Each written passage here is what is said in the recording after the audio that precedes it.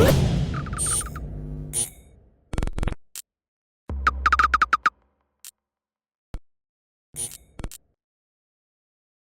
how you doing? Hey, how's it going? Just looking ahead to the fight, this must bring back memories of where it all began, I suppose, back in London. And have you had a chance this week to think about the journey, I suppose, and what you did in London, where you are now? I suppose just how it's come full circle almost. Have you time to reflect on that, or is that for another day? Yeah, I guess I've been asked a lot of questions about that this week, about that fight in London, and it's kind of has forced me, I guess, to look back on it. And it was obviously such a great moment for me. I can't really remember much from the fight, to be quite honest. But I do just remember the atmosphere from that fight, and the Irish fans can proudly say that they broke the decibel levels in the arena that day. It was just a fantastic week for me, personally, of the achieving a childhood dream. I would have had no idea that 9 years later we will be facing each other again in the pro ring. But here we are. We obviously have great history together as amateurs, and we're facing each other again in the pro ring for the first time on Saturday night. So it's very, very exciting. Best of luck. Yeah, thank you. Okay, we go to Gav Casey next, please. Hi, Katie. Hope you're well. Hey, Gavin. How's it going? I think good. Thanks. I think off the top of my head, it'll be the first time you'd be facing a southpaw as a professional. So it's been a while now. At the same time, you would have been preparing for Amanda Serrano at a point last year. I know you did some work with Andi Lee, for example. I think sparring in order to prepare for a lefty at the time. So I'm just wondering, how has that affected or changed your preparation in advance of this fight? My preparation hasn't really changed much from fight to fight. Obviously, the sparring partners change. That's the only part that actually changes during the training camp. So I've had some standing southpaw sparring over the last few months, and so that's never an issue really. So yeah, I'm feeling very, very good ahead of the fight. I did fight a southpaw, I think, before with the girl Minka as a pro early on in my pro career, but obviously that was actually a late replacement as well. So I didn't. This is the first time where I actually had the proper southpaw sparring as a pro, and yeah, I feel in good shape. I'm ready to go. But yeah, nothing much has changed from training camp to training camp, but just the sparring partners. Perfect. Cheers, Katie. Yeah, thanks, Gavin. Okay, we go to David from Radio France for your question, please.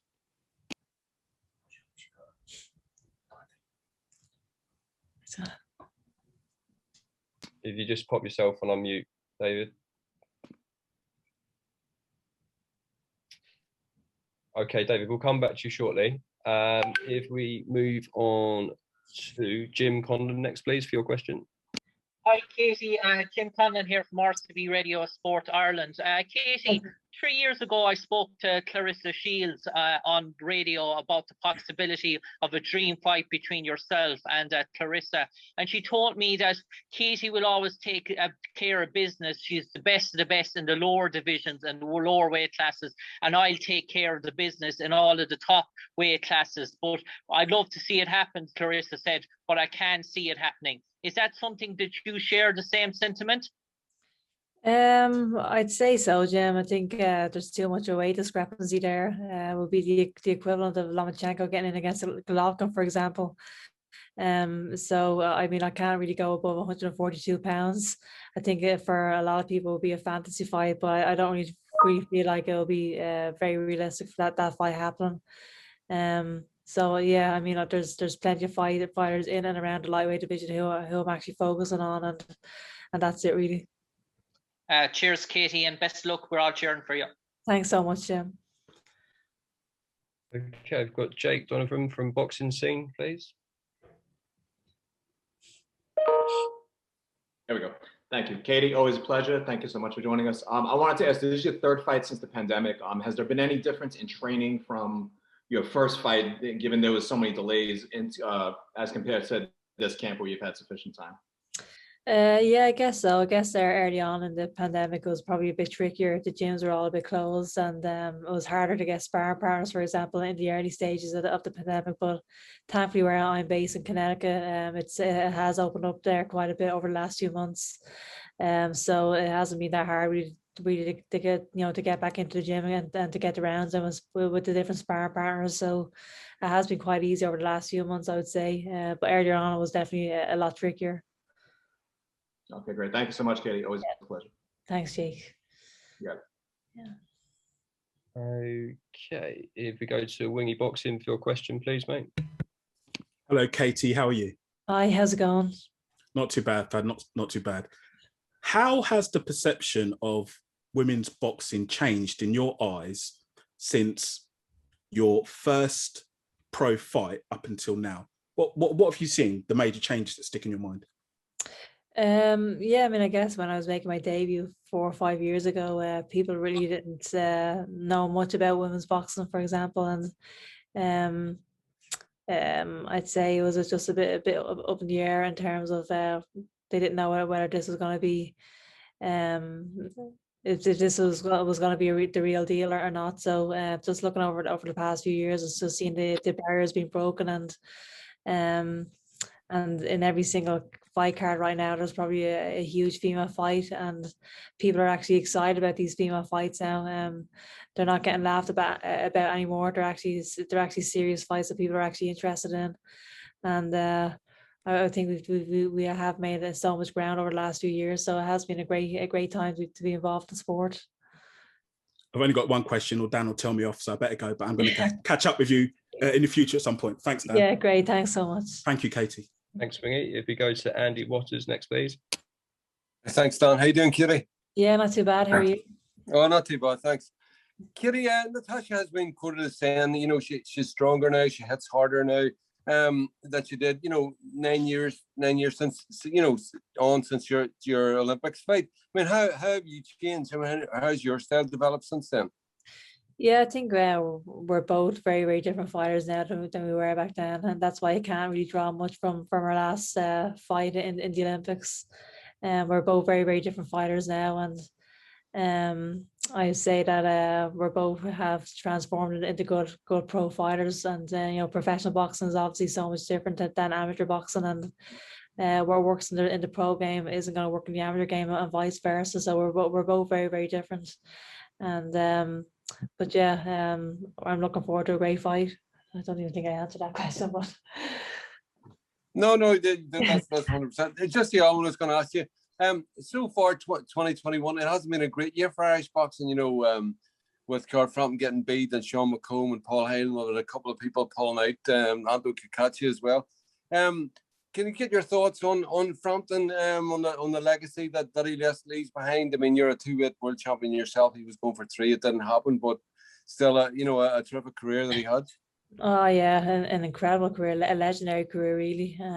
He's been in there against the best, never ducked any fighter. He was obviously taking a big risk, stepping up and weight in the first place, and then trying to become a 3-weight world champion, but it just didn't happen for him. But what an amazing career, and he's leaving the sport as an absolute legend. So congratulations to him. He's had a phenomenal career. Mm-hmm. Brilliant. Thanks very much, Kitty. Best of luck. Cheers. Thank you. Thanks, Andy. If we go to Ron Lewis next, please. Katie, hi there. Everyone says in women's boxing that Katie Taylor is the one that sets the bar for everyone else. Who sets the bar for you, and how do you keep pushing yourself on to higher and higher achievements? I mean, I'd say this generation of fighters have definitely achieved an awful lot, that's for sure. But I was saying this earlier on, but that we're also standing on the shoulders of many great fighters as well. The likes of Deirdre Goberty, who's actually a hero of mine, Jane Couch, Layla Ali, Lucia Riker, who's a phenomenal fighter. Anne Wolf, Christy Martin, these kind of girls who actually paved the way for us as well. So I guess for me, I just want to continue to tear down those barriers and to continue to make it easier for the next generation of fighters. But I'm just so grateful for the fighters that went before me that actually paved the way for me to be in this position as well. Excellent. Cheers, Katie. Good luck Saturday. Thank you. Thanks, Ron. If we try David from Radio France again, please. Yes, hello, Katie. Hello, everyone. Hello. And sorry about my mic problem. You have already won everything among amateurs and professionals. What else do you have to accomplish besides defending your titles? And have you ever thought about retirement? I don't think I'm thinking about retirement as of yet, but obviously I can't do this forever as well. I know that I only have a few years left in the sport, but right now I feel very fresh and I feel quite good, and I'm continuing. I obviously still love my job as well, and that's what motivates me. I still absolutely love this job. I'm still not tired of getting up in the mornings and doing the road runs, for example. But I just want to continue to improve. I want to obviously. It would be amazing to become a multiple weight undisputed champion if that's a possibility. And I just want to be involved in the biggest fights possible, and I just want to continue to tear down those barriers. Thank you. Okay, thank you. Thanks, David. If you go to Natasha Jonas, please, next. Hi, Katie. How are you? Yeah, hi, Sasha. Obviously, you had a couple of close fights against Pursuing. Are you feeling any pressure for a standout performance against Tasha? No, I don't feel any pressure at all. I think I look at those performances as great victories, and obviously the first fight was a lot closer, but I think I showed in the first fight that I have a lot of heart and a lot of grit and determination, and I came out with a grueling win. The second fight was obviously a lot more clear cut and a great performance, so I felt really good after that fight, and I don't feel under pressure at all. Really, I guess there's pressure going into every fight. Because I know that I'm aware that a lot of the times I am the favourite going into these fights, but that's a good thing as well. I think pressure is a privilege, and I feel privileged to be in a position where I am winning fights, where my record as a fighter is a good one, and that's why there is pressure, because it's a testimony that you're actually doing well in the ring. So I see it more as a privilege rather than a pressure. Thank you. Look at the weekend. Thank you. Sasha, if you go to Danny Flexon from Seconds Out. Hi, Katie. How you doing? Yeah, hi. Not too bad, Annie. Good. I spoke to Tasha a few weeks ago and asked her if she felt your fight should be the main event of the show. And she said any fight involving Katie Taylor, regardless of the opponent, should be the main event, given your undisputed status. I just wanted to get your view on it. Yeah, I mean, I'm always open to being the headline actor, I guess, but regardless of whether we're a headline or not, I think this fight could be the show stealer of the whole night. I think it has the potential to be that kind of a fight. I know when we fought twice as an amateur, they were both edge of the seat type of fights, and it could be the same on Saturday night as well. But I'm just glad to be involved in a big fight again, regardless of whether it's a headline act or not. I'm just happy to be involved in such a huge fight, and in a fight that people are really genuinely excited about. So it's a great position to be in. Thanks, Katie. Best of luck. Yeah, thanks, Danny. Thanks, Danny. If you go to Andrew Ryan next, please. Hi, Katie. Andrew Ryan with the Wicklow People. How are you? Yeah, not too bad, Andrew. Good stuff. You've spoken about, you've reflected on how far women's boxing has come over the years since you've turned pro. But looking back on that fight with Natasha at the Olympics and the atmosphere within the arena that day, do you think that had any significance in demonstrating the potentially untapped appetite for women's boxing at the time? Yeah, I think that was the first time that people really seen women's boxing on a global stage. And I think a lot of people are saying that fight between myself and Tasha was a fight of tournament, actually. And yeah, the atmosphere was obviously electric. I think we showed everything in that fight: the skill, the heart, the determination, everything that needed in a good match and in a good fight. So I think, yeah, for the first time in the women's game, people seeing women's boxing as absolute best, and since then women's boxing has gone on to do so much over the years. And obviously the pro game now is so strong, because one of the reasons is because for the first time in women's professional boxing, these girls are coming into the pro game with so much amateur experience as well. They have that amateur background, and that's why you're seeing everything in the pro game right now with regards to women's boxing. Thanks, Katie, and good luck at the weekend. The county's behind you. Thank you so much. Okay, if you go to Owen Cowser next, please. Hey Katie, I don't know, did you see last Sunday, but Reeling in the Years was 2012, so the last 5 minutes of it was all about you. Like, do you ever have time to look back on what you've done, or is it always about looking forwards? I definitely don't tend to look back too often. I am just that there will be a time for that when I actually retire from the sport. But right now I'm just focused on what's ahead and focus on these upcoming fights. But yeah, it has been an incredible journey, and from the amateur game to the pro game, it has been absolutely incredible, more than I could have imagined, really. So I am so grateful for the journey that I'm on. Right, thanks, Katie. Yeah, thanks, all. Okay, go to Belfast Boxers, please. Conway. Hi, Katie. How's things? Hi, how's it going? Yeah, good, thank you. So firstly, did you happen to see Natasha's contest with Terry Harbour? And secondly, what did you make of her performance? I didn't see the full fight, but I obviously seen clips of the fight, and yeah, fantastic fight. I think it was probably the fight of the year in my opinion. It was fantastic, and both girls showed so much will to win in that fight, and the skill involved in the fight was incredible as well. I know that Tasha had a kind of a rocky start to her pro career, and I knew that at the start that she wasn't showing her best, but definitely over the last couple of fights she has showed why she belongs here, and it was just a great fight. I don't know who won the fight now. It was obviously called a draw, but I'd love to see that rematch in sometime in the future myself. Thanks very much. Yeah. Much best of luck for Saturday, Katie. Yeah, cheers. Thank you. Thanks. Okay, so if we go to Steve Bilton from Boxing UK, please. Hi, Katie. It's Steve from Boxing UK. Hi, how's it going, Steve? Hi, Katie.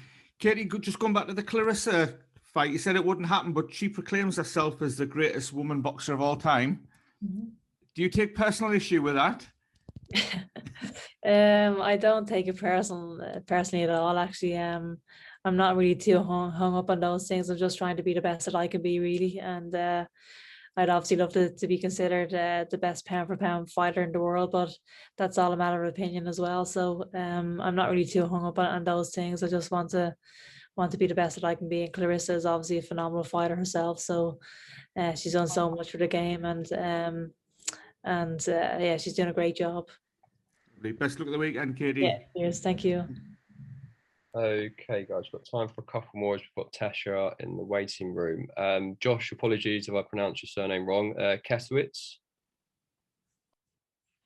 Kasowitz, yeah. Hey, Katie, how are you? Hi, how's it going, Josh?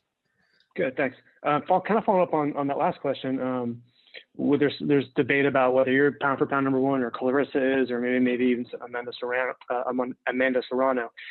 Does that motivate you at all? Does it, when you're training or doing road work, do you think about, hey, I want to be number one pound for pound fighter? This motivates me. I don't know if you think about that, but is that something that motivates you, the potential to be number one pound for pound? Yeah, I mean, like I said before, I would obviously love to be considered a pound for pound number one in the world, but I'm just trying to improve my own boxing ability. I just want to be the best that I can be, like I said before, and I want to be involved in the biggest fights possible. And so, yeah, I just want to go in, and it's important for me to go in and actually produce great performances each and every time I step into the ring, and that's why I train hard. That's why I get up every morning and do the road work. I want to show my absolute best every time I step into that ring. Thank you very much. Thank you. Okay, and now for the final question. Just apologies to anyone that hasn't had a chance yet, but unfortunately we're on a bit of a tight schedule here with the full card. But if we pass over to Ames from Boxing News TV, please. Ames here for Boxing News, dude. Pleasure to speak to you again, Katie. Katie, I just wanted to get your perspective on, with the recent fight between Shannon Courtney and Ebony Bridges, there was a conversation about the way fighters should or should not promote a fight and themselves. I want to know what your perspective was on that conversation. Yeah, I mean, I understand that there is the fight was being portrayed in a certain way beforehand, but I think both girls showed absolute brilliance on fight night. It ended up being a fantastic fight, so that's all I'm concerned about, really. They showed the heart needed, they showed the grit and determination on the actual fight, and it ended up being a fantastic demonstration of women's boxing. So regardless of what went on beforehand, the actual fight itself was absolutely brilliant. So that's all I'm concerned about. Appreciate that, Katie. Thank you. Thank you. Apologies. One more, David Mohan. Sorry, I've just seen your message in the chat. So if you're still there, please feel free to fire away. Yes. Yeah. Quickly. Katie, saw comments, I think it was yesterday, from Joe Gallagher. Is he trying to maybe get under your skin by saying that you can be hurt in this fight, or how do you take that? I think I don't think anyone can really get under my skin, to be quite honest. I'm not that type of person to be offended in any way. I'm just regardless of what's been said before the fight here, it's going to be settled on the actual night by the sweet science of boxing. It's not going to be settled by what's been said beforehand. So I'm just focused on the actual fight itself.